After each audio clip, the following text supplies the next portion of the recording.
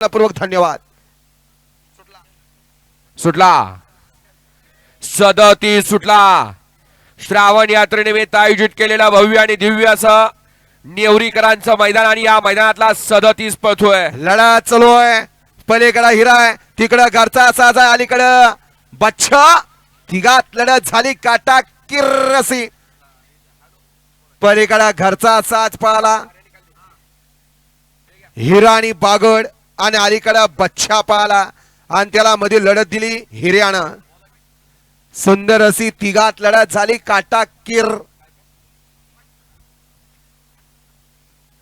वळवा 38 वळवा,